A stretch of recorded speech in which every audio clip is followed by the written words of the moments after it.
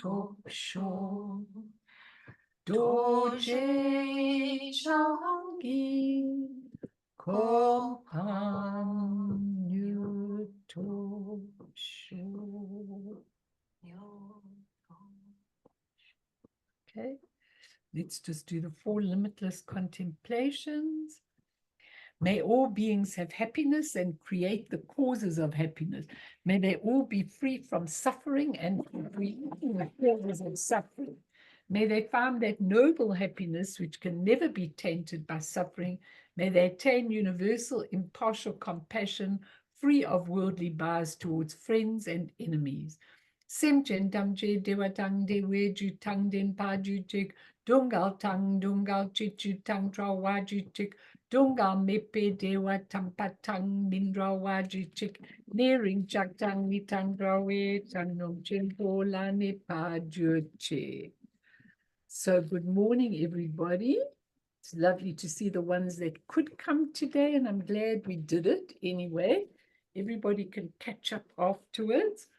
And I want to do another one. I want to continue with the dream work because I think it's really important. So I've called today the different type of dreams and practices in Tibetan Dream Yoga. Now, for me, what is really important in this is to try and help people to understand what was Guru Rinpoche trying to say when he gave these alternative practices, which we in the West have always done our own dream practices, but why these alternative dream practices, which were really, really very important for everything, for living, for dying, for dreaming. So today, let's go deeper into the types of dreams and practices of Tibetan Dream Yoga. And it's actually very fascinating. As we go deeper into exploring the subject, we realize that living in the daytime, sleeping at night, dying at the end of their life are all states in which our main purpose is to gain one thing: insight into the nature of reality. Now, when you get this, it becomes so unbelievable. Anything that gives you insight into the nature of reality, it's really important. And once we become aware, or we know the nature of reality, then everything changes. Everything is just about this awareness that Nicola was talking about, when she did that talk 2 weeks ago.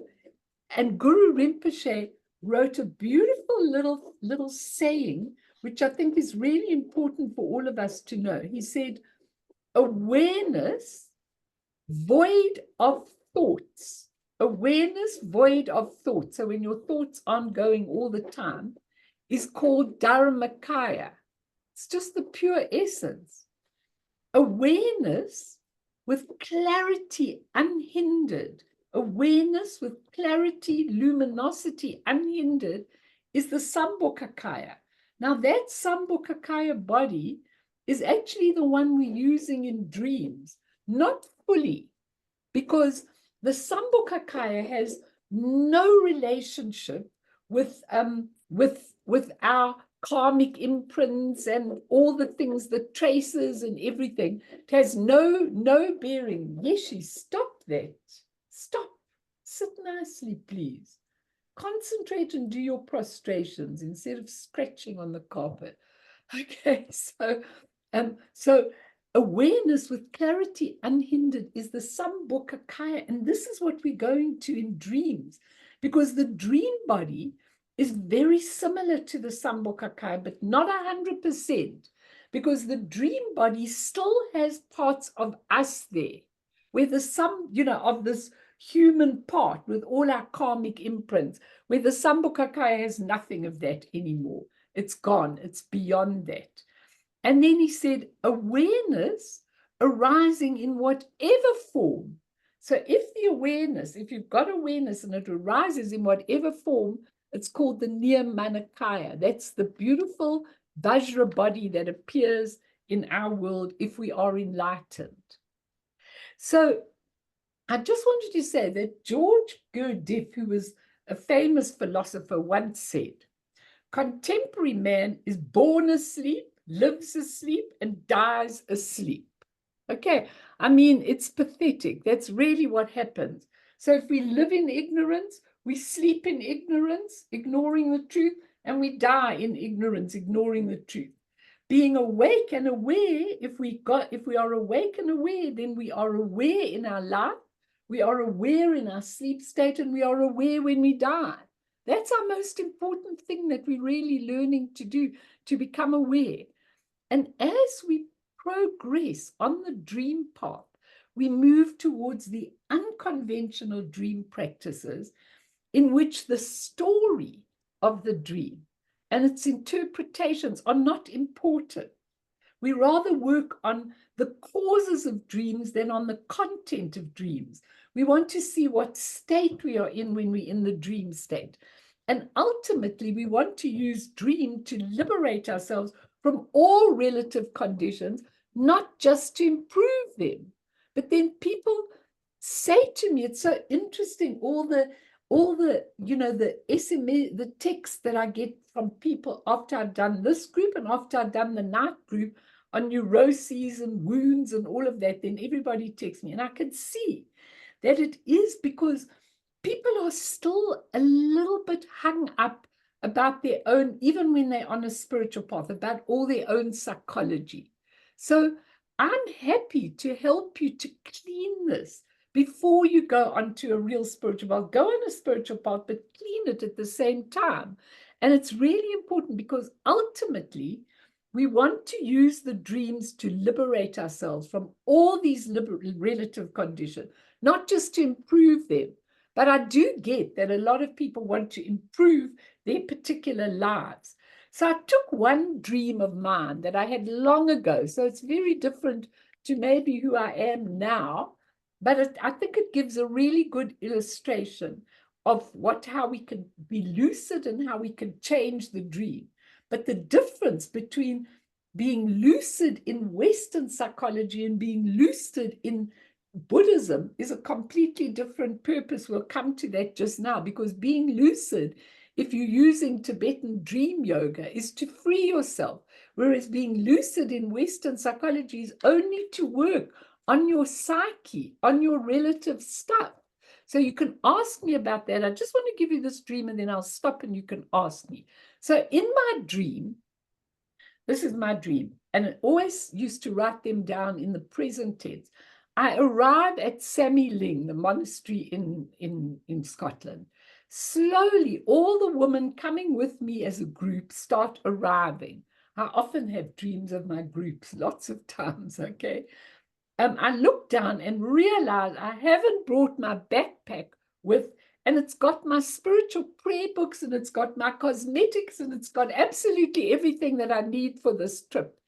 And I left it, okay, and I need it for my daily use. And I think in the dream, this can't have happened, and yet I warned myself before that it would happen. So I'm awake in the dream and I say, yet I warned myself that this would happen, okay. So then what I do in the lucid dream is, instead of going on with the nightmare that I've left my bag, I say, well, this is a dream. And I can go back and fetch my bag, okay? And then we can all return after a short period has elapsed. So I tell the girls, listen, this is a dream. And I want to go back and fetch my bag, and then we can all return after a short period has elapsed. And they're very agitated. And they don't want to go, but I tell them again, this is just a dream and we can return soon. So they kind of agree. And I wake myself up out of the dream so that I can sort out my situation, okay? Now, those with dreams, I would often have these kind of dreams. I occasionally have dreams like this where I come and I'm unprepared and those kind of things. And those are all your psyche dreams, of not feeling confident about what you're doing and things, but I don't have them very often anymore. But if we look at that dream, now last week we were talking about the psyche level of consciousness, okay?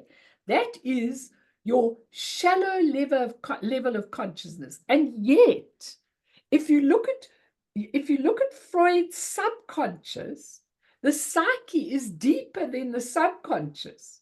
Okay, so it's very interesting because he spoke and Jung spoke about the collective consciousness. Now, the psyche is even a deeper stage than that. So if we look at this dream from the psyche level, I am feeling very uncomfortable. Okay, I'm out of my depth. I haven't got all the things I need in my life. If we go to a deeper level, your alaya or your substrate consciousness, that's where all your imprints happen.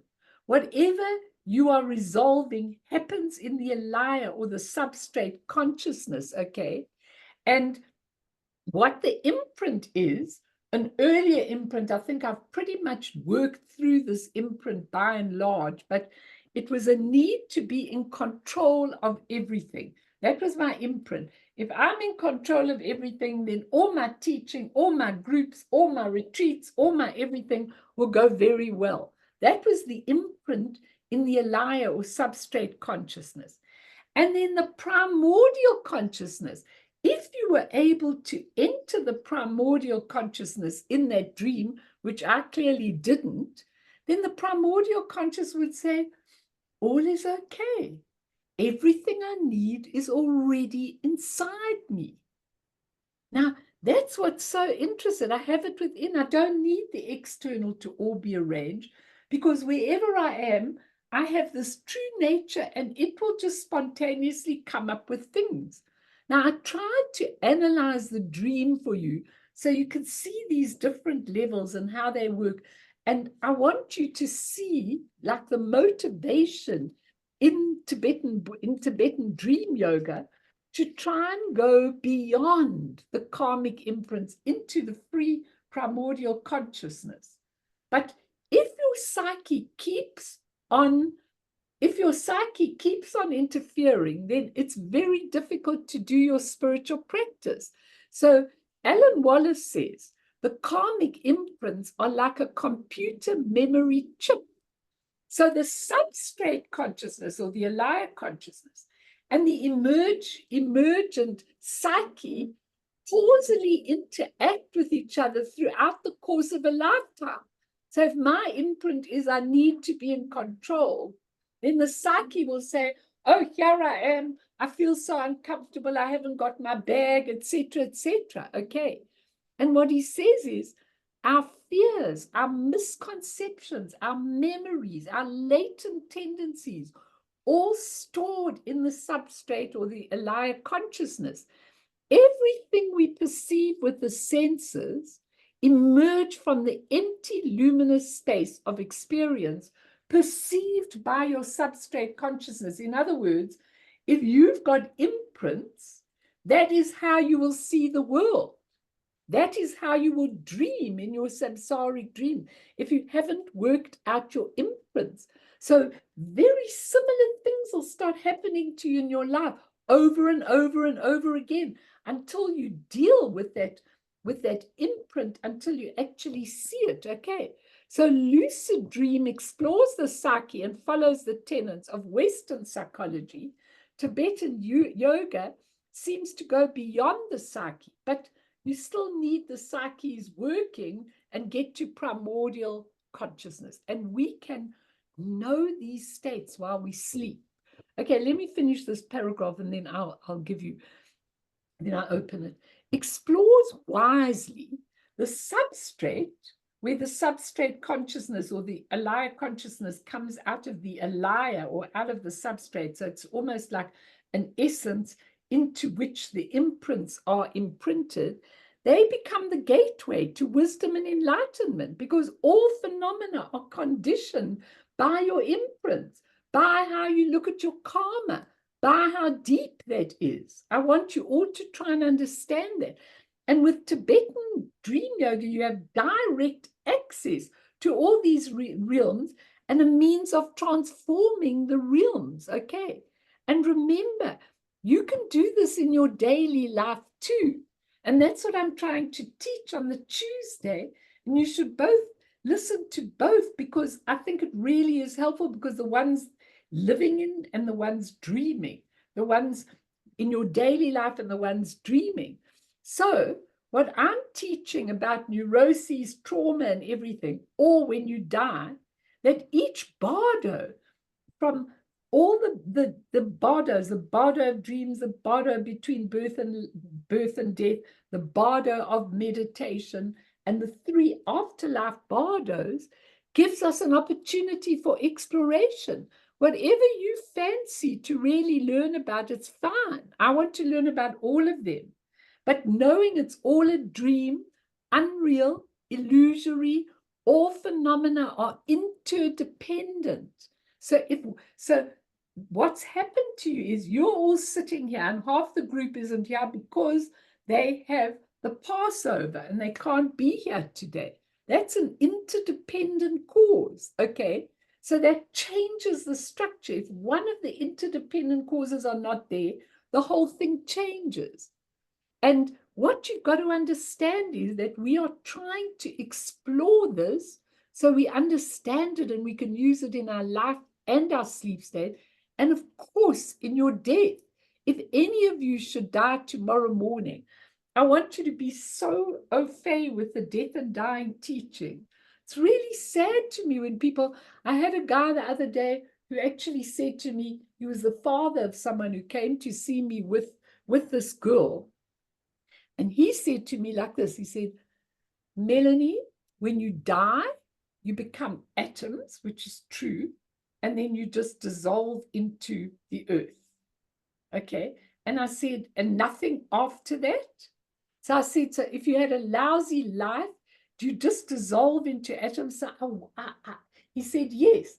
I said, I wonder why we should work so hard towards enlightenment and towards, even you work on a scientific level, but I wonder why you should work so hard on a scientific level if you're just going to dissolve into atoms. Doesn't really make no difference. Are atoms, some atoms, better than others? Is it like rich soil to the earth when you die? You know, it's interesting because I can't imagine what it must be like to think you just dissolve into atoms. Then why would you care about anything? I don't know. I don't know. Maybe I'm mad, but okay, let me open this up. Give me your comments. Give me your questions. It's a smaller group today. Let's really, really ask and explore anything you want to know. Anything.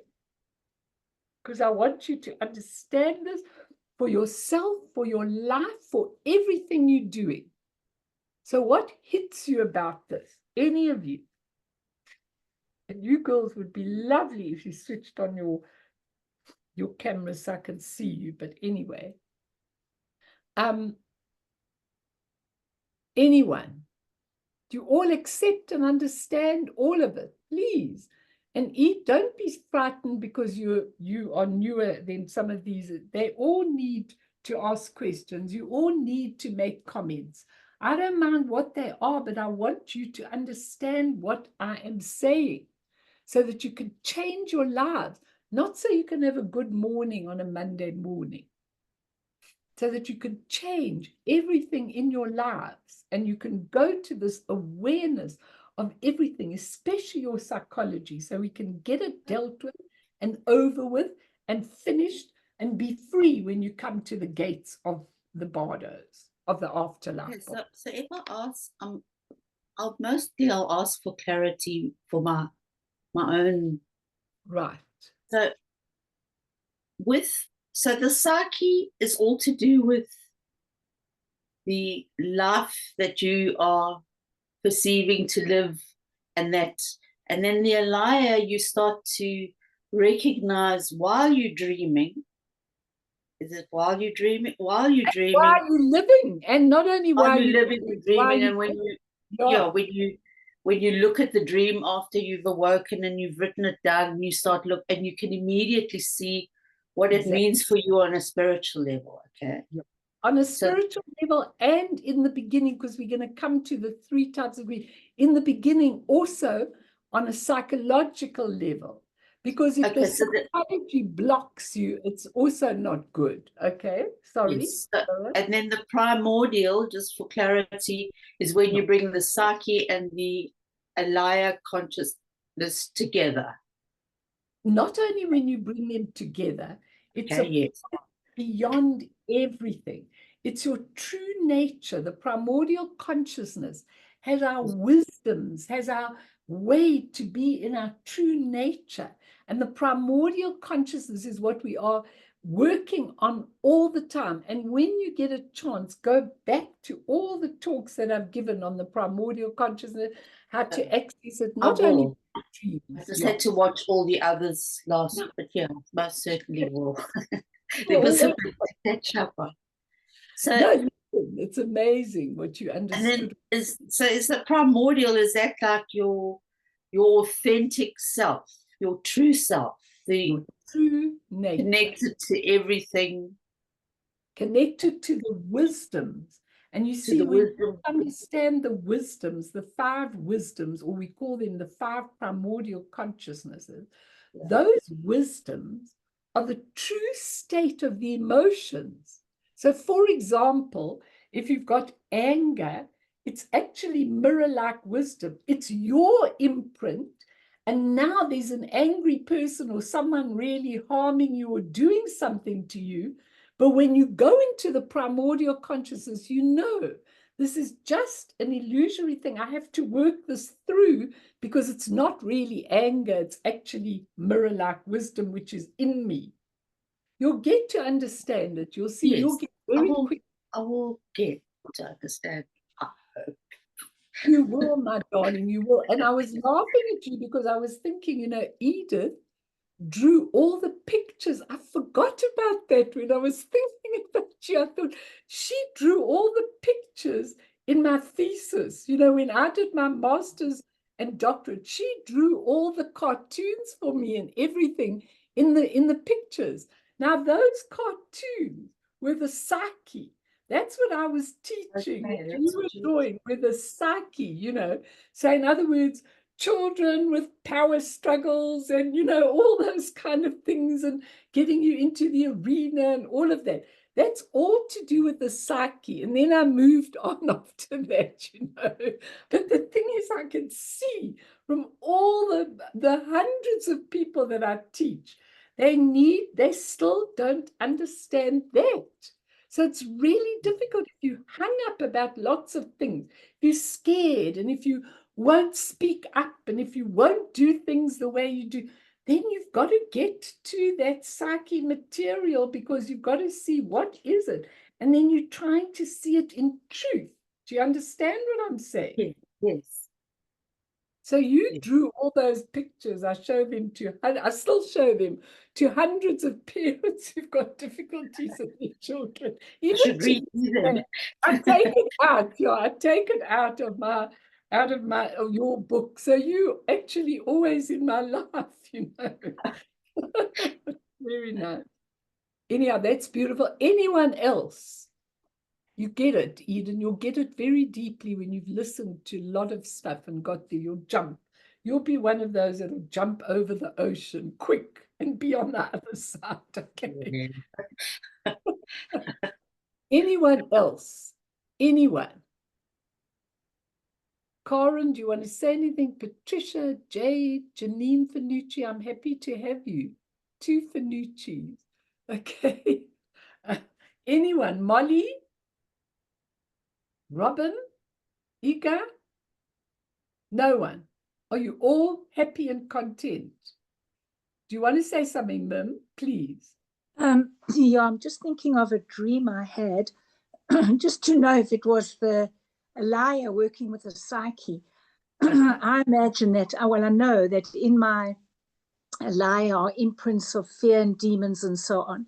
Now, the dream, which I didn't understand at first, was that demon work that we did about giving up your body to the demon. There was a person, not me, but whatever, being eaten by the demon crocodile and then giving up the body to face the demon. So now I'm wondering if that was a liar working with my psyche. It would have been your liar working with your psyche, but if you had been lucid in the dream, see, this is the difference. If you have a nightmare and you're not lucid in the dream, then you can't complete it. You'll just wake up and say, oh, thank goodness, a dream. Or this woman was being eaten by a crocodile. Meanwhile, it was you, you, an aspect of yourself or whatever, being eaten by the crocodile. But if you were lucid, and that's what Matchik taught about the chirp practice, if you were lucid, you'd say, but this body is actually illusory. This is all illusory. It doesn't really matter. The crocodile can eat me if he needs to be fed. I'll still be okay. You could actually enter it and not just have the dream and leave it. And now when I come to the samsaric dreams and we talk about them, I'm going to explain again, to some of you have done this before, but I'm going to explain how you can burn the karmic imprints in your dreams. Okay, you can burn them. Go on. Okay, so I wasn't lucid, but then it did help me to understand that I was meeting my demon. Yeah, excellent So that you work. that. And then start making your aspiration. Aspiration is one of the most important things in the whole of Tibetan Dream Yoga. And I can't give the teaching now, it'll go off the track.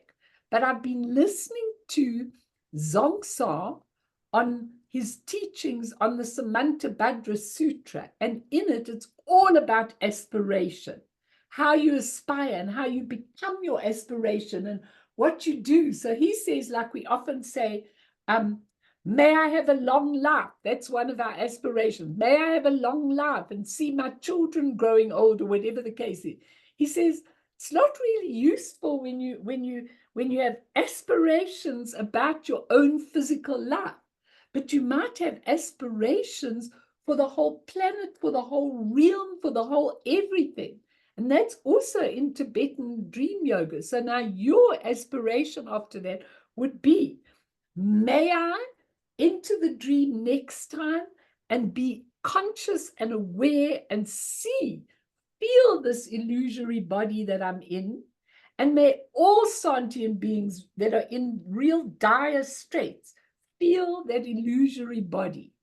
Because one of my prayers with all this that's going on is, one of my aspirations is, may those who die in these horrendous ways become aware of the fact that this is a temporary, transient drama. It's such an important aspiration. So good, Mimi, that's very good. And now you can take it further. Okay. But the practice of the pure and impure illusory bodies that I was talking about, which is not only your body, but everything, when we explore the substrate consciousness or the alaya consciousness together with the psyche, it's a launching pad for probing the primordial consciousness. And we want to have realization of the primordial consciousness. Why? Why do we want realization? Because in the primordial consciousness, there's no concepts, there are no hurts, there's no pain, it's unborn, the beautiful source of all the virtues and compassion and creativity and wisdom, all spontaneously freedom from your mental afflictions. Does have no entree into your mental affliction. It's got bodhicitta, that's to try and do beautiful things for all beings, freedom, enlightenment. And that's the ultimate aim of Tibetan Dream Yoga and all the practices. And another thing is to be completely aware of your three main channels in your body, which we're going to talk about because we're going to do the breathing exercises. At the middle channel is where the non-dual energy goes in, where your real wisdom and your primordial consciousness is there. If your energy is in the central channel, nothing is a problem.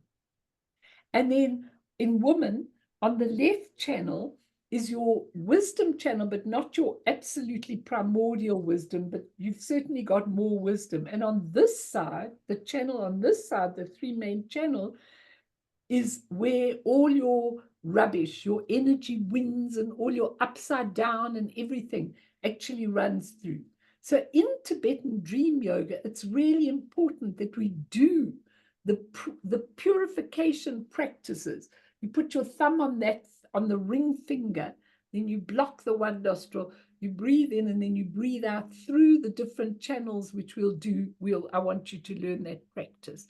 Okay, so the channels, the vital energies, those are the prana, and the bindus are the vital essences. The bindus are those rainbow colored, like you see in Karen's picture there. And out of the bindus come the creative, our essence comes out of that, and the creative form comes out of the bindu. So we use all of those. And the substrate, our alaya consciousness, filters everything that we perceive. It filters it all. So as Stephen LaBerge says, I think I told you this, dream consciousness is waking consciousness without any of the physical constraints, where waking consciousness is dream consciousness with physical constraints. So it's really, really important. So we have to keep saying to ourselves all the time, and when we're going through, like I want to say to those hostages, keep saying to yourself to keep going. This is all a dream. This is all temporary. This is all transient. This is going to change. Either I'm going to die or I'm going to go home. But this is a temporary thing. I mean, if you had this knowledge when you were in such a situation, it would make a huge difference to people. It really would makes a huge difference with everything that you have got. It really, really is. But it's really important to cultivate that motivation and that bodhicitta. And our illusory body is a matrix of illusions. It's like a reflection in the mirror. Our whole lives are a reflection in the mirror. And you powerfully imagine being completely lucid in the waking state. And the waking reality is not just dreamlike, it is a dream. Soon, when we die, we wake up out of the dream, or when we're dreaming, or when we go into the clear light, we wake up out of the dream. This is just a dream. The I comes out of the psyche and the substrate consciousness, okay? And it isn't really there. So it's very important. So I want to go to the different kinds of, let me see here. I want to go into the different kinds of dreams, which are really, really important. I'm going to leave this for the moment. And according to Tibetan Dream Yoga, we have 3 kinds of dreams, and each of these have their own subcategories. So first, we have the ordinary samsaric dreams. The ordinary samsara is the wheel that we never get off. We have the ordinary samsaric dreams, and these all arise from your karmic traces. So in your substrate or your alaya, you've got all your karmic traces from many lifetimes. And if there's a karmic trace that comes from many, many lifetimes, then you'll see that it is totally and utterly something that crops up all the time. I keep getting authoritative people in my life. I keep getting failures in my life. I keep getting angry people around me. The things you keep doing in your life, those are your karmic traces, the deep ones. And it's really important. And dreams are an amazing way of getting to those karmic traces. The second type of dreams is called the dreams of clarity. Now, here is where you go into lucid dreaming, because the dreams of clarity are the dreams where you are going a little bit past the psyche. You are going into the substrate and the alaya consciousness, and often into the primordial consciousness. Now, these dreams of clarity, I've got diaries. I told you I gave up all my psychological diaries from many years. I had a pile like this when I used to write my dreams down and everything. And then when I was cleaning out to try and move out of this house, I threw all of them away. I thought, no, I can't keep these anymore. There's absolutely no point. I've worked on them and they're finished. But these diaries, which I've got 3, I keep all the time. And in these diaries, it's so interesting because I write not only my dreams, but all my waking experiences as well. And like this weekend, I wanted to see which dreams I wanted to share with you so that I could give you the dreams of clarity. And I thought to myself, when I read, I keep a diary all the time. And when I read all the hardships and then I write my dreams down in between, I almost dream every night when I'm on retreat, especially in India. I dream all the time. And eventually, I don't know which is the dream and which is the reality. I really, really don't know. I often say, I think this was a dream. I think this happened to me, because so many things happen to you when you're in retreat in India. Eventually, you don't know. I used to have all these visitations at night from various beings. Lots of masters would come and give me things. And then in the morning, I would struggle to find the words to write it down, because I used to say, I can't find the words to explain this. I can't. After Ekong Rinpoche died, for example, when he came to visit me several times, I was really distressed about his death. And so did Lama Yeshe Rinpoche visit me a lot when that happened. And then I had these beautiful dreams and where he was and what he did and all these kind of things. And eventually, I mean, the whole of these are all these dreams, and then the daydreams and what happens to me in the daydream. Then I'm talking about my practice, and I'm talking, so beautiful. I said to Joss, I really need to go back there. And he said, when are you going? Okay, he said, when are you going? Go, go, go. It's fine if I go again. But the thing is that I don't even know if I've got the strength to go all the way to the north of India anymore. But I mean, when I see what happens to me there, it's absolutely amazing. And then strange things happen. Like I got an email this weekend from a guy that I've forgotten even existed. I'm trying to remember where I met this guy. I must have met him in India somewhere. And he writes, Dear Melanie, I was reminded of you because your name was on Tai Situ's desk in a note. He said, and then I saw your name in Lama Tenem, who's Tai Situ's right-hand man, also your name in that thing. He says, don't ask me what it's about, but your name was there. And I was intrigued, because to me, I've just dissolved into emptiness for them. What was my name? So I wrote back and I said, about what? Would it have been about the 100 deities empowerment? He says, I don't know. I just know I saw your name written on his desk on a piece of paper. And also, I mean, it's exciting when you think that you actually connect with these great masters in many ways, and you don't know what it's all about and you don't know where it is. But that's the kind of things that I've got here.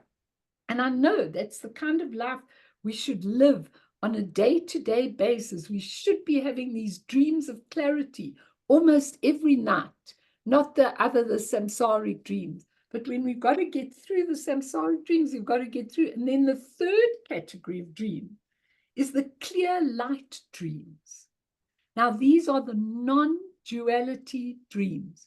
You have no need to think about the content. You are beyond content. You are beyond dreamer. You are beyond dream. You are just in the clear light of the primordial consciousness. And we'll come to talk about those. So I don't know if anybody, please, if you want to interrupt, because if I'm giving you too many things at the same time, you've got to tell me, and you've got to ask, and you've got to interrupt. It's really important.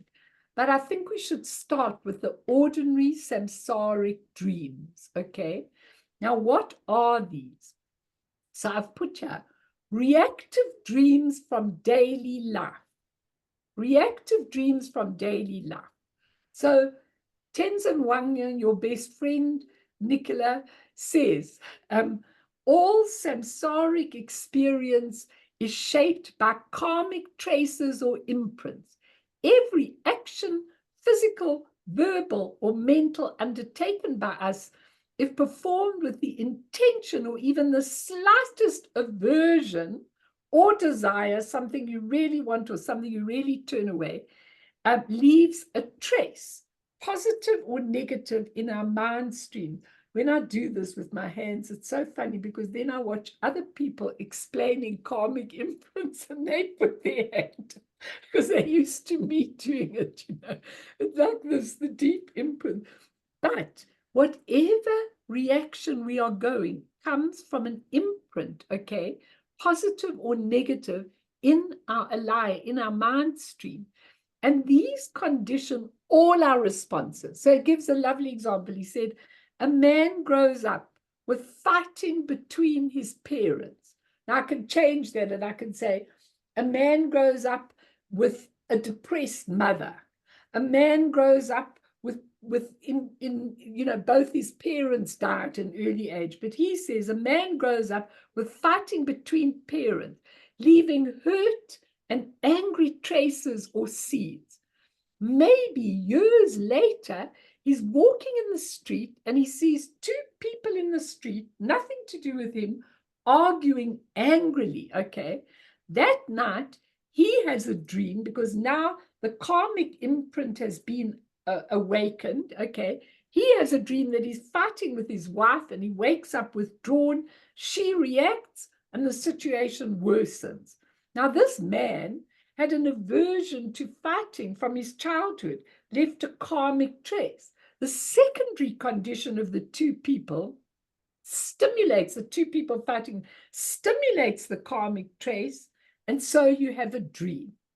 So if you look at the three causes of karmic traces, one could be originating in a past life. And if it's deep, and if your dreams are profound, and if you have particular nightmares over and over and over again, particularly, then you know it's a past life, probably a past life thing if it's very deep. Then the second one, it could be from your youth. You could have the dreams from your youth, the samsara, or it could be in the recent past of the individual. You could also have a samsaric dream. He says, if the event is weighty, like a deep fear, you may feel it life after life, okay? And what it's called in Tibetan is bakchak, B-A-G-C-H-A-G, bakchak. Bakchak means traces of something left, the habits and latent propensities accumulated in this and previous lifetimes. So it's really, really important. Now, what he says, he gives it very, very beautifully. And as our practice of being present in the primordial consciousness succeeds, then the karmic dreams diminish. They diminish, okay? And I said, Tibetan Dream Yoga gives this first type of dream so that we can see this interaction between the psyche consciousness and the substrate or alaya consciousness. It's so important to work on these to change that psyche. And one of the great things of changing that psyche, we were watching a movie over the weekend, and the movie was about this girl and this guy who grew up in an orphanage. Her parents got killed and she grew up in an orphanage in the most horrific circumstances. The woman in the orphanage was really a horrible woman, and she grew up with all of these. And all her imprints and her terrible dreams and everything else, right up until she manages to resolve it, because those kind of karmic imprints are left very deeply on us. If we have parents that really abused us, or whatever the case is, or we have the memory of it. And that's why it's so important to overcome it, because if the trace is there, now a lot of people, I can tell you, work on top of the karmic trace. So they don't want to look at the actual content of what happened in their life. So they maybe go on a spiritual path, and they really, you know, are doing quite well on their spiritual path, and they think, this doesn't come up all the time. My childhood doesn't come up. All this stuff doesn't come up. But their behavior shows a non-resolution because they're very fearful. They jump if somebody touches them. They won't talk up in situations and those kind of things. That means what's happened is they've kind of split off. That's what James Lowe calls a splitting off of that tendency. So they don't think about it anymore and they don't go to it anymore, but their behavior tells the truth about how it affects them.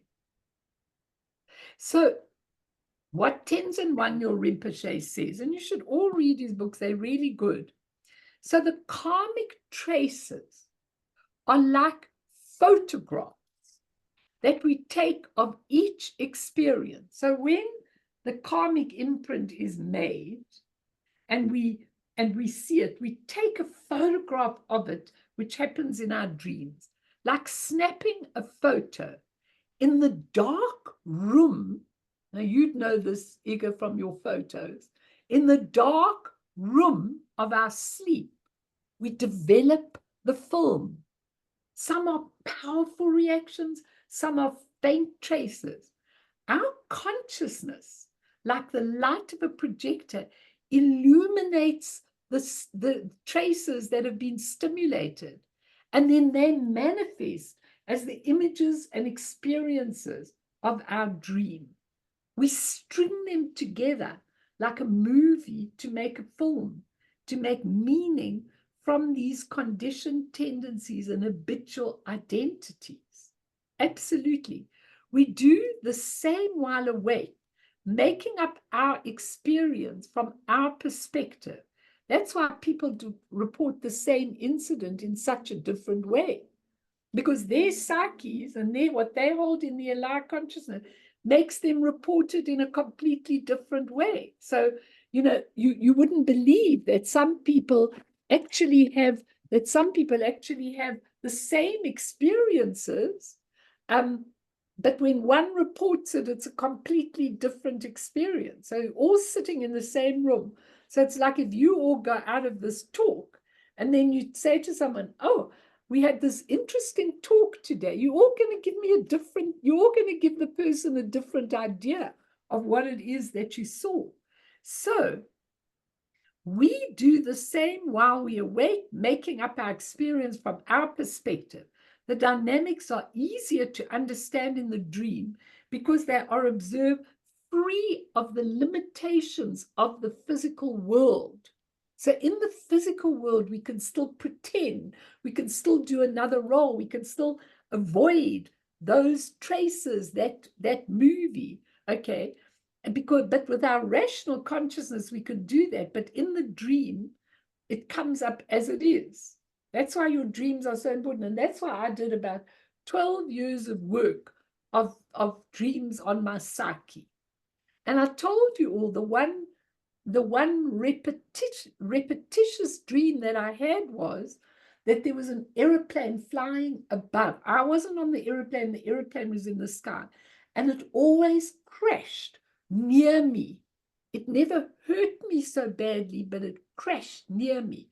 And I worked with that for absolute ages. It always came up periodically. And only when I really went on a spiritual path did I realize, actually probably what awakened it in me is that when Lama Yeshe met me for the first time, okay, he said to me, you should have attained enlightenment and you didn't. And he pointed his finger, and that was when he met me the first time, not later. And so it was really a shock to me. And I thought, you know what? I was flying high somewhere, but it crashed down. And therefore, one of the most important aspects of my entire life is to actually never have that I ego importance. So I always say to Guru Rinpoche, whatever I'm asked to do, I'm so happy to do, because who was I that didn't do what I needed to do when I should have done it and I should have gone past it? So you can really use that. And once I really understood it, it never came again, the dream. So your repetitive dreams are really important. So we change this and we see the film of our dream as an opportunity for spiritual practice. And we can start becoming awake in our dreams and making changes in our responses. We work on this until there are no hidden karmic influences. Now we can work on this in our daily life too, until there are no hidden, that's the crux, no hidden karmic influences. When karmic traces are exhausted, they never were real, they were just part of your temporary transient. When they are exhausted, only the pure light of awareness remains. No movie, no story, no dreamer, no dream, only the luminous fundamental nature that is absolute reality. Now, just to say to you, then I'm throwing it open and then we'll do a meditation. What I'm saying to you is the other day, somebody who's been going through quite a long road of quite a lot of trauma and everything. I saw her a week or two ago, and this person said to me, Melanie, I think I know what you're talking about by the true nature. I said, why? She said, you know, I always go on and on and on, hacking myself. I didn't do this right. I didn't do this right. Why am I like this? Why am I like that? She said, I go on and on. She said, but I just had a few minutes. She said, I was in the middle of somewhere. She said, and I had these few minutes of actually feeling this overwhelming joy, though nothing had changed in my life. She said, it was light. It was luminous. It was absolutely with no worry. She said, I felt it, but it's gone now. And she said, and I'm back to the other. I said, I am so grateful that you felt it. Because once you feel it once, then you'll start increasing it. And I can see when people are starting to feel their true nature. Because they start, what can I say? They start having a skip, a joy, even while things are going quite badly. They start having a spunk. They start having a not worry, that kind of feeling. And if she could have that experience once for a few minutes, then it's my role to try and help her to have it again and again and again and again. So she's free, because all of this that is going on is temporary. Thank you, Jack. Temporary, transient, impermanent, and it'll all pass very quickly. So before we go on to the clear light of dream, the dreams of clarity, rather, anyone want to say something? You must have things to say or ask. Otherwise, you're not getting it. So tell me what you want to know. Anything. And I don't mind how much you do it. Remember those dreams I told you about the guy who dreamt that his mother gave him a picnic basket and in it was dry cereal. I told you about that. Or all these sort of dreams. And then he said, yeah, it was dry emotionally. There was no mother's milk for him. There was nothing. I mean, people have these wonderful, that wonderful dream in that book. I think it's the book I was reading you out of I am a marshmallow floating in the ocean. I mean, that samsaric dream, such a beautiful dream, because a marshmallow is going to dissolve in the ocean, you know. So it's like having nothing, no psyche, no I, no anything. That person was about to have a complete breakdown. And their dream was, I am. Well, I told you, I'm not going to go into the samsaric dream. I'll rather give you the dreams of clarity. But I mean, so many people have these. I'm in a jumbo jet, and the jumbo jet can't take off, and it's too heavy. Then I'm going like, what do you need to get off? What are you carrying? What is your baggage? You're carrying too much stuff. You need to dump a whole lot of it. Give it to me. Let's dump it. You know, all these sort of dreams that people have.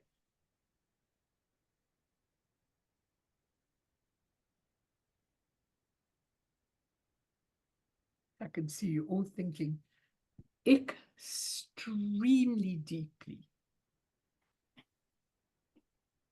ask. And Edith, do not be scared to ask, okay? Because you can also tell in advance when the karma is ripening. Like you wake up in the morning and you go, you know what? Can't say anything special happened in my dream, but it's not a nice day. I feel that something's brewing, especially when you start becoming awake. You can feel the karma before it comes. You can feel it in your depression. And then eventually it comes together, your sense of identity. You feel things. You know things. Sometimes people say to me, I dreamt that this person died. What does it mean? Then I say, well, give me an adjective for that person. What are they to you? They are they conniving, they scheming. I said, well, your conniving, scheming part just got obliterated out, you know. I mean, there are many, many ways in which you can really, you know, talk about your dreams and see them in a different way. You just want me to go on and on and on talking. Nobody wants to say something. Why are you laughing, Ika? Yeah. Tell me why you're laughing. Why am I laughing? No, Ika. Oh, eager. Okay. Yeah, he's laughing. It's just very deep. Very profound for you. Yeah, it's very much so. Do you remember your dreams? Not do you dream? Sometimes like when I get up, but I forget to actually to write it down sometimes. And it's gone. And it's so gone. Yeah. Like when I caught up with some tasks that I need to finish, but I think I should pay, now I realize that I should pay more attention to it because it really shows you the imprints that you were talking about, Melanie. Yeah, 100%. And that's why, you know, when I started doing the dream work, I used to get up in the middle of the night and actually go, you know, I used to actually go to the bathroom and write my dreams down so I didn't forget. Because even when it's a vivid dream, if you don't write it down immediately, you go to the bathroom, you forget very quickly. You know, when you wake up, half an hour later, you can't even remember what you've dreamt. And Surya Das always said, pull it out like out of a ball of string that's in a mess. Just pull it out. Even if you remember a little part of the dream, you can make such positive you can make such positive impacts on you because these traces manifest, okay? And we string the traces together like a film, and then the psyche works to make meaning, resulting in a narrative constructed from your conditioned habits and tendencies. You know, it's all there, and it comes up in a dream. You'll see it very, very easily, okay? And in dream yoga, this understanding of karma is used to train the mind to react differently to experience. And the result, new karmic traces and dreams more conducive to spiritual practice. It's really very, very interesting. Okay, because dream yoga gives you increased awareness and insight, positive choices in life, which is really important. And also, Tenzin Wangyal says, dream practice gives the method of burning seeds of future karma during the dream. So if you can see in the dream, you may have a chance, you may have an opportunity not to have the future karma. It may be burnt. It burns during that time. Mel, I'll share something on that. So I've always had repetitive dreams about certain people that maybe I had like unfinished karma with. Okay. So, but friends, you know, from school or ex-relationships or like really not people that I have in my life today. And I always wondered why I dream about these people. And then I started to realize that it was my way of working out my karmic patterns with them. And I would keep having a particular dream about a person. until on Right. some level it was resolved. And then I would know that I would never again dream about that person. And I almost know now if there's certain people from my past that I haven't yet dreamed about, it's like I know that I have to still work out that karma with that person. But it's really interesting.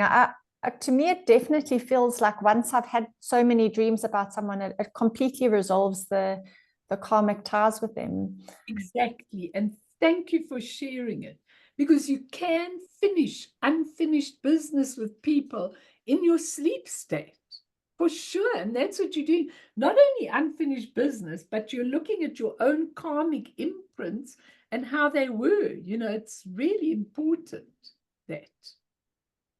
And I really think there's so much you could do with these dreams. And if you've never really remembered your dreams, train yourself. I'm going to give you the aspirations. It's like so helpful to understand, because, you know, lots of people say, I don't really want to go into it. I don't really want to do it. And I'm okay as I am. And I haven't got troubles. And why must I go and dig up?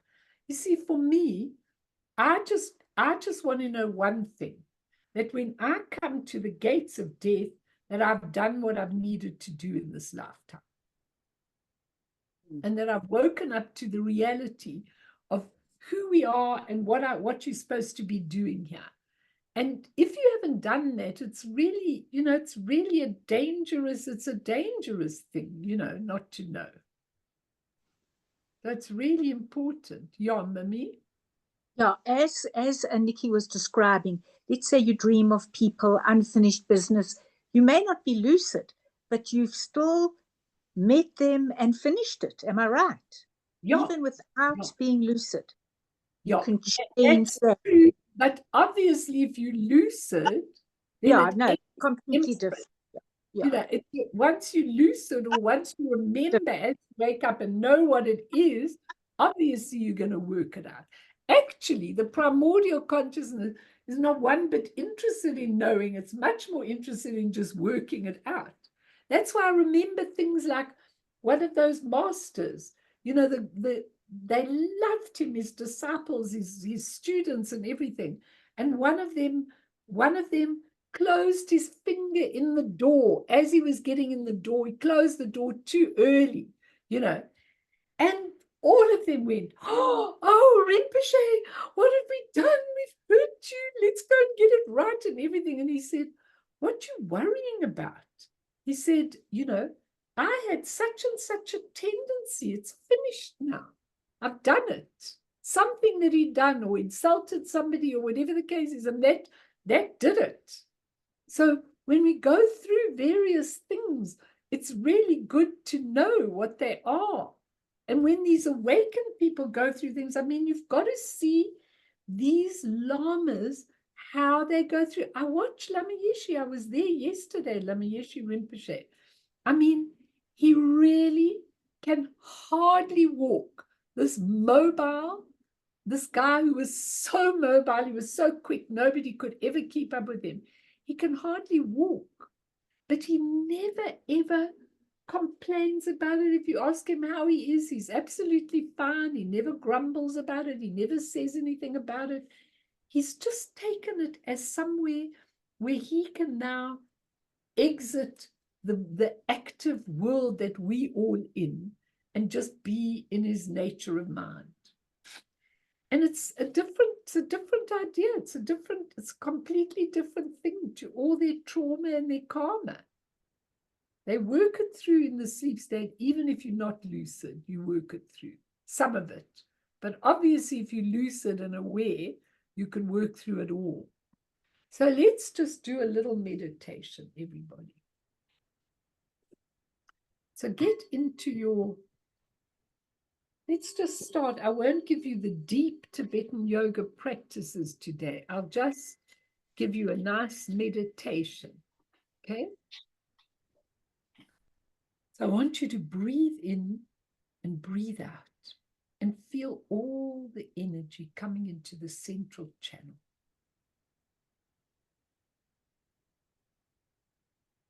And actually know that in the central channel, the past is past, the future hasn't been made, You are right here in this moment. First practice, this is nighttime. You're breathing in, you're settling all your energy. You don't go from television to sleeping.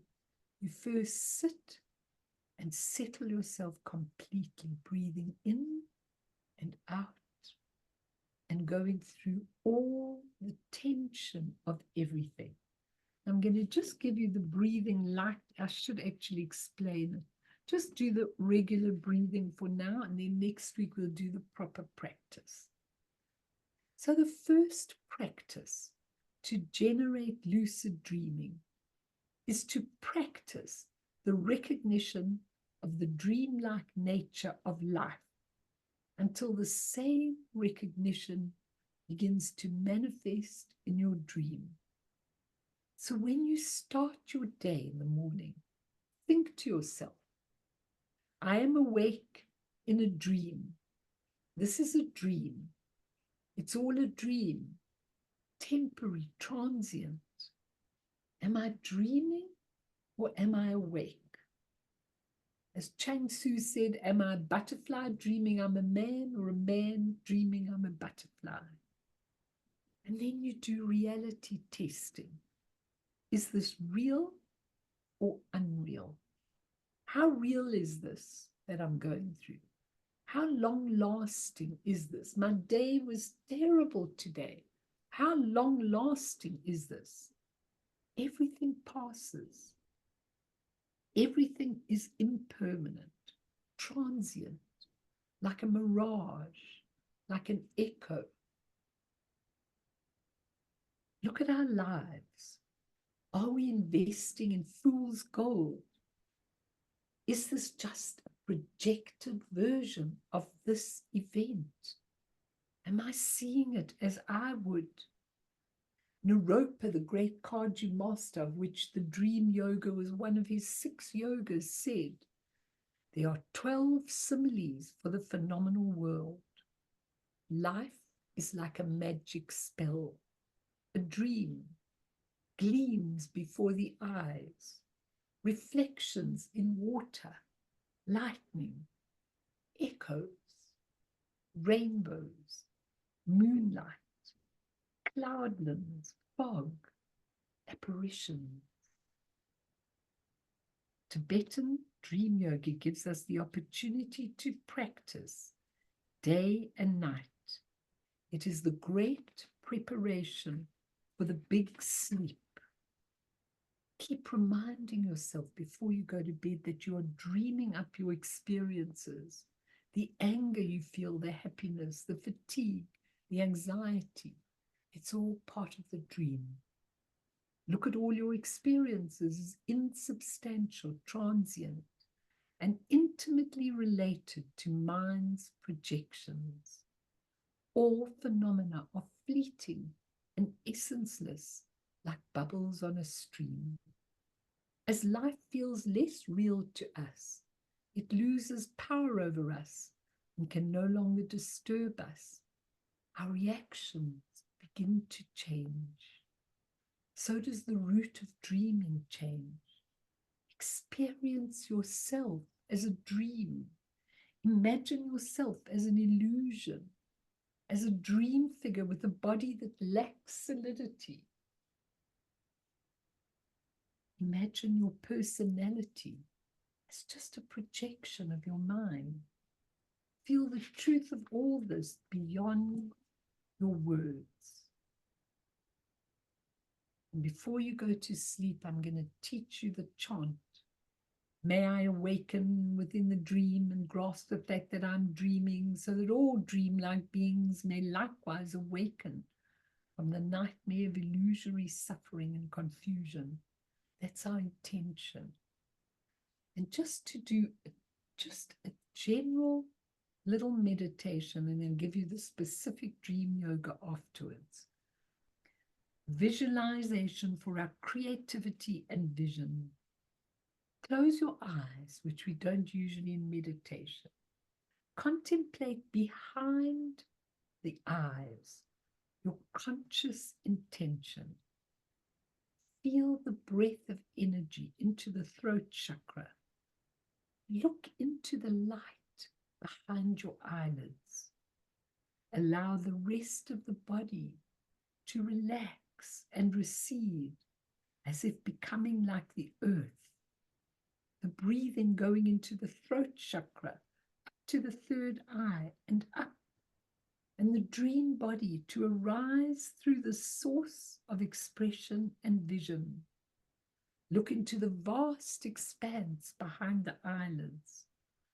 Rise up, giving up your identity that you've hung on to, just giving it up, giving room for the dream body, the body of light to arise.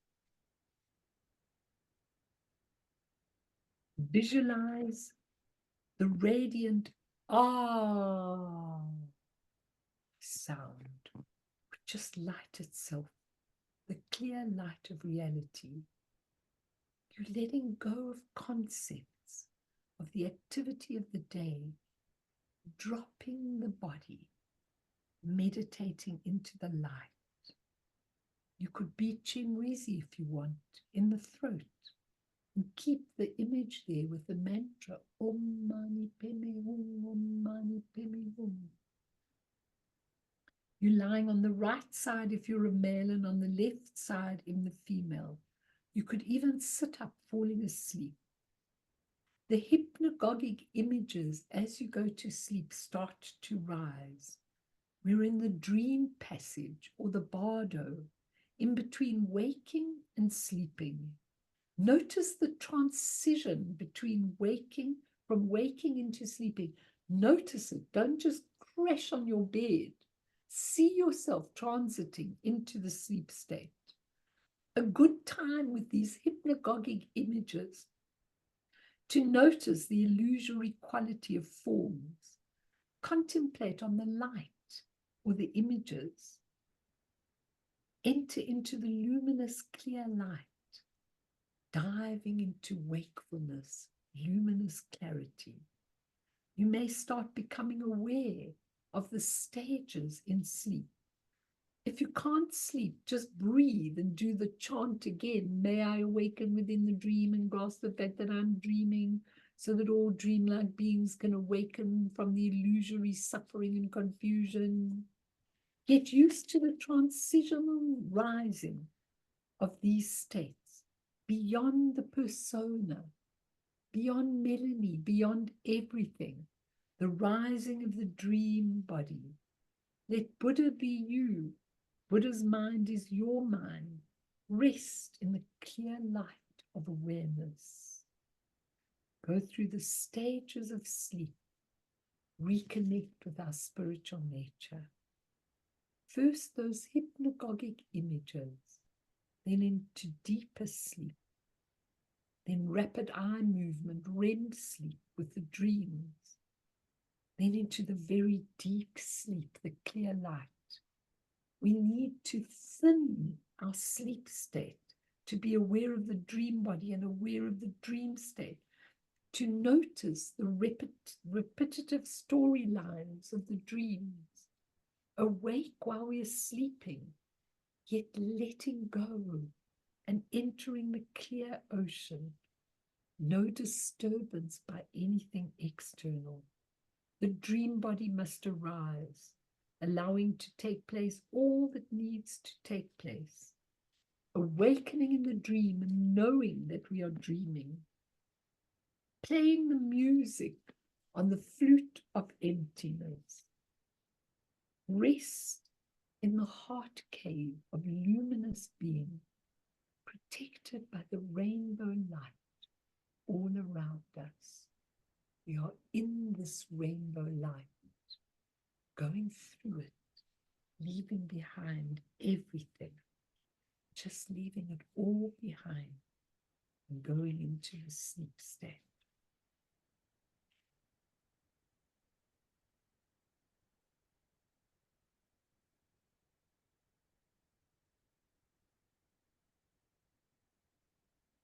Now you're already in your sleep state and you're dreaming, or you're in the clear light. And you see everything that you need to see. You're awake while you're sleeping.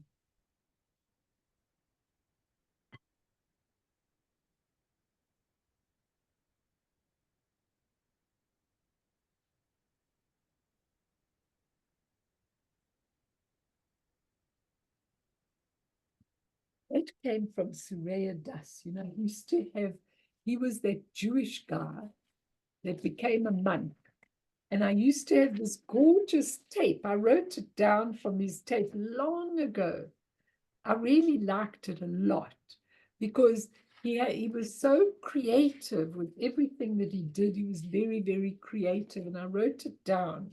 I think it's a lovely way just to do as a meditation, you know, as going into the sleep state. Would be nice if you could have that while you went in your sleep state, you know, have somebody guiding you so you don't let go. But you know what, everybody, I thought I was going to get through all the types of dreaming, but you know, the dreams of clarity, the lucid dreams are so important. And so, hello, Jade. So, you know, they're so important, the lucid dreams, and you can do so many things in your lucid dreams. So I want to do it slowly. I don't want to rush. Is it interesting to all of you? Can we still do another session or two on this? Because, you know, every time that I do the dream work, I've seen with all my notes, I do a short dream thing, you know, 1 or 2 pages. But now I'm much more interested in getting all of you in touch with your real dreaming stuff, not just teaching you, you know, anyone can read up in a book, the Tibetan Dream Yoga, but teaching my own experiences is important in this, don't you think? Do you think? Jade, did you want to ask something that you came to light or say something? All your Australian girls aren't here because most of them are Jewish, so they're not here today because of Passover. Can you hear me, Mel? I can. You can now. No, I've been here all this time. I know. That's correct. I It's like to see your face. Okay. Jewish, it's Pesach. Pesach, yeah. Okay. You understand this. No, I was listening to Nick earlier, and I tend to also have not so much now, but the same dreams over and over and over, and it's usually me flying. Good. I'm usually an airplane or a bird with something that's up there in the air flying. And Beautiful. That's beautiful because that's what you're doing. You're free. You're in your dream body. That means the dream body is made up of the mind and the energy. And once you can be aware that you're flying, you know, when I started dreaming, no one taught me lucid dreaming. But what happened to me was that I used to go into the dream state, and then I used to be on the top of a mountain, and I used to be, I'm going to fly. But then I was scared because your psyche pulls you. I was scared. So what I did was I started flying lucidly in buildings so that it wasn't so high in the sky. And then sometimes I'd be on this floor at the bottom, okay? Then I'd say, but to really get in the sky, I've got to go up all these floors like that. And then I go, but how can I go up the floors when the floors are solid? Then in the dream, I'd say, but they're not solid. Of course I can go. So I'd go like this, take a breath, and then I'd go, whoops, through the floor, you know, because of course you can go through anything when you're in the dream body. Then I'd say, here I am on the next level. Now, if I could do that, I can go higher. This was right in the beginning of my dreaming practice. Then I'd go, right, take another breath through the next floor, because Nothing is a barrier when you're in your dream body. You can fly anywhere. Then I started flying very low in the sky. I was still a bit scared to go higher. Then eventually I started flying, and going everywhere. But in the lucid dreaming, in the Western psychology, a lot of people say, oh, I went to visit so-and-so. And then I'd go like, for what purpose? If you went to visit them to spy on them and see what they were doing, then there's absolutely no purpose. But if you went to visit them to learn something, then it was fine, it depends. Because all of lucid dreaming in Western culture was you could spy on people, you could know things, you could do all those kind of things. We don't want to do that in any way. We just want to be awake and aware. So that's beautiful that you fly easily in your dreams. It means you're in your dream body. Yeah, Karen. Hi, Mel. I'm happy you hot. I'm freezing here. I'm really, I've got so many layers on. I'm cold. Anyway, what happened with me, and I'm just listening to everybody's dreams, Yes. is I think we've all had a dream like there's been a tidal wave or a flood and we're the only survivor. Okay. Or there's been a fire. And I realized, I think when I really started working with the Bardo teachings and the peaceful and the wrathful deities, so I'm now going back maybe 20 years, dreaming stopped because I realized those were the elements. And the actual, it didn't like stop. I became aware of the elements. And I think that's something I'm just mentioning, like you're talking flying, that's air. We all go through the elements, and we actually in the bardo, so to speak, in our dream, and those elements are dissolving. It's just something I wanted to say. 100%, and that's wonderful. And that's why when they teach the dream yoga, they also ask you to be aware that the elements are dissolving when you're going into sleep, mini level, not like when you die. Yeah.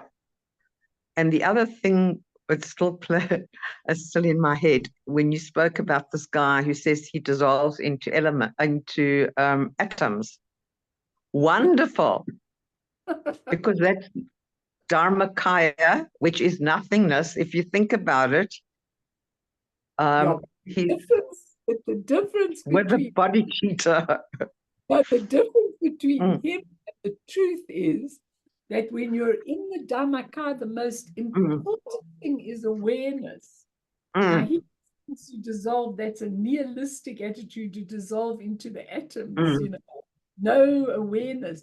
If you were aware, of course, all of this dissolves into atoms, but the rest, the real true nature will dissolve into atoms, it just is. No, that's fascinating. I'm sure you've done wonderful things in your sleep state. It's amazing. I'll read you some of mine because they were really wonderful, really wonderful things when we go to the dreams of clarity. But let's end, and then I'm here if anybody wants to ask me with pleasure. Nick, if you can, that would be lovely. If you can't, we could just say it. If you've got the last prayer, go on. You did so brilliant. Just give me 1 minute. It was here. Now I just need to get it prepared. The fact that you did it, bravo. Thank you. Thank you so much. There we go. Here it is. Fantastic. So we're dedicating all of this teaching to all the people that are going through immense suffering at the moment. And there's so many all over the world, in the wars, in everything that is going on. May whatever benefit that arises from this practice and from the dream practice go to the benefit of all sentient beings, and may they be freed from the ocean of samsara stirred by the waves of birth, sickness, aging, and death. Sonam diye tamche zipane topne nepe dranam tamshene jeganachi balap tropaye sipe sole doa dro warsho. Let's get that off.